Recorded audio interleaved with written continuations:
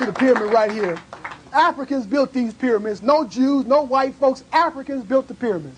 Are we in agreement here today? Africans built these temples.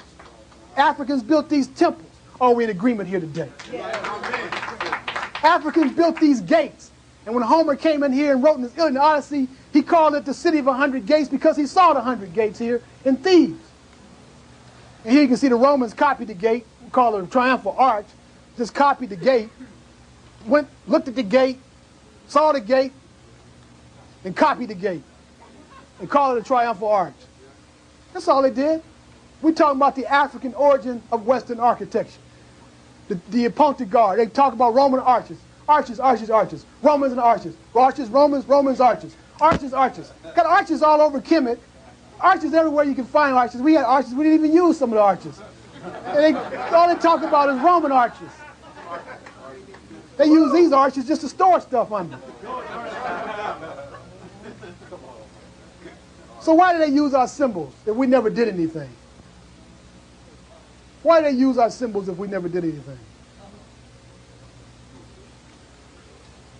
Here's Brother Rolando. Brother's been working with me for 10 years. He's pointing, he's saying, are y'all ready to unlock the secrets of Washington, D.C.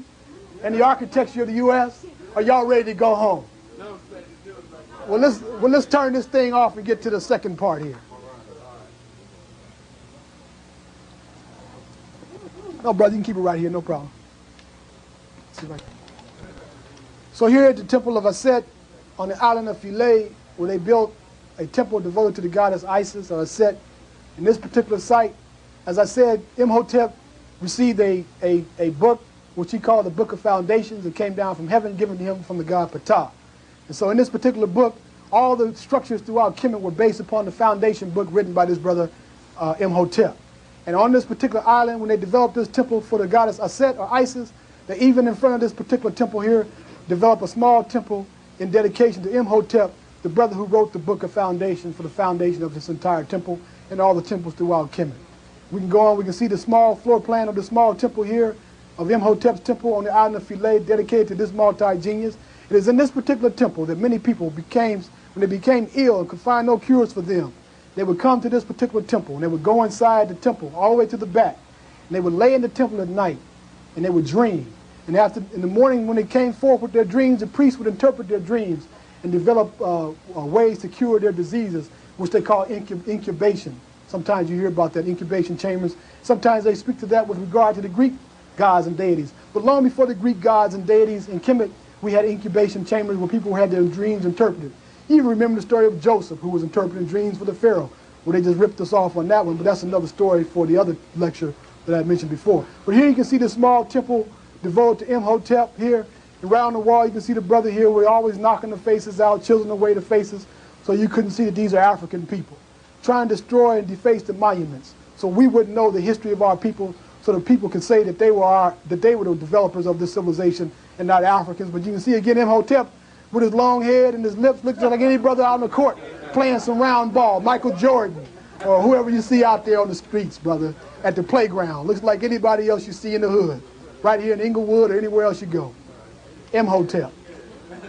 We move on. When Herodotus came into Kemet, Herodotus came into Kemet 450 years before the Christian era, 400 years BCE. 400 years BCE, Herodotus saw the Egyptians were still black. The Egyptians at that time were under Persian occupation. Herodotus was a subject of the Persian Empire. He didn't have to write the Egyptians were black.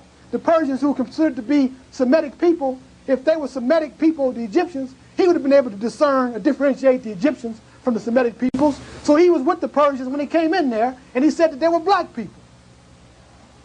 So why did these scholars not understand that? Why don't they teach this?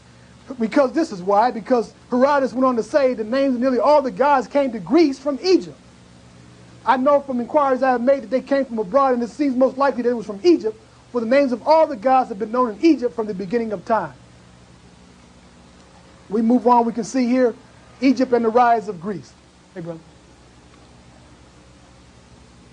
Do you have another tape? Yeah, sure. Just get it on, okay? Don't worry about this. You can see the Egypt and the rise of Greece.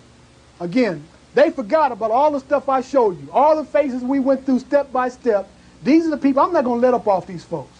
because they're writing all these damn articles and magazines talking about how emotional we're doing, how we've been. But you don't see, there ain't no cameras here tonight. They're over at the entertainment complex interviewing Diana Ross, and interviewing the Jacksons and all these other people about Malcolm X. They're not in here to interview a brother whose life was turned around by this brother. A brother who flunked the 3rd grade. The teacher said that I'd never amount to being anything. And after I read Malcolm X's autobiography, I changed my GPA from a F and D student to a 3.5, almost a 3.5, almost damn near made Ephebian by the time I graduated from Crenshaw High School, because I read Malcolm X.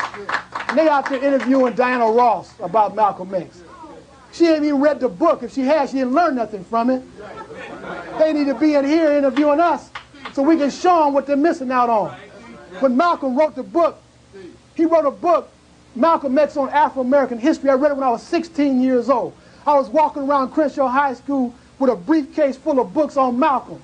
Back in high school, I was writing papers on Malcolm. I had a white teacher that I wrote about them white folks so bad, and I couldn't understand why she kept giving me A's, but I kept writing about them. I wrote how they killed and murdered for the love of killing and murdering. And I've documented it with their own books and with Malcolm. This is what I wrote about with Malcolm, constantly. And I found later that the white woman, her husband, was an attorney for the Black Panthers. She didn't tell me that after the semester was over, and I was wondering what was wrong with her. But Malcolm changed my life, resurrected me from the dead, Malcolm. And so he's got these Negroes out here who can't stay out of bed with white folks, interviewing them about Malcolm. Need to come here and interview some of y'all about Malcolm. That's right. We move on, we can see here that Herodotus said that 2 black women, who they called doves, actually founded the Kemetic civilization. 2 black women founded the Oracle Dodona. He described these women as being black, as these doves as being black, because you know the dove in nature is usually white. So the reason he described the doves as being black, because they were black women from Egypt that founded the first oracle in Greece. We move on, we can see he went on to say, this is what Herodotus is writing in the face of all this stuff. In the face of all these Persians, he's writing this. Now he's talking about a colony of blacks that is far up as the Black Sea, way up into Russia.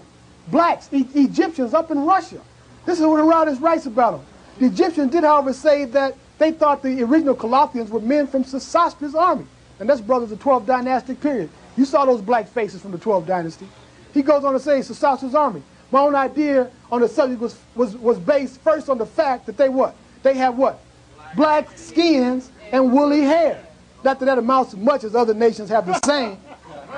Well, it's true. You had India and other places where they had black skin and woolly hair also. But he saw that these were black skin, woolly haired people in Colossus. He wanted to say, and secondly, and more especially, on the fact that the Colothians, the Egyptians, and Ethiopians are the only races which from ancient times have practiced circumcision. So he says not only were these people the same anatomically, but culturally, ceremonially, they were the same. This was a very scientific conclusion that this man reached. This was a rational mind that he was in a rational state when he reached this conclusion. You can see clearly here. He's looking at the black folks, they looking at him. He said they black, and that was it. He moved on. Here's Herodotus right here. He's white. Nobody can deny that. Is he white? Is he not? Is he white? Is he white? Herodotus white? So when Herodotus looked at here at Amenemhet, he could see that Amenemhet wasn't white. He could see that. He looked at himself in the mirror and saw what he looked like, and he looked at the brother here, and he wrote what he saw. He saw that they were black, and he wrote it. So why can't the archaeological scholars and the university professors write what Herodotus wrote?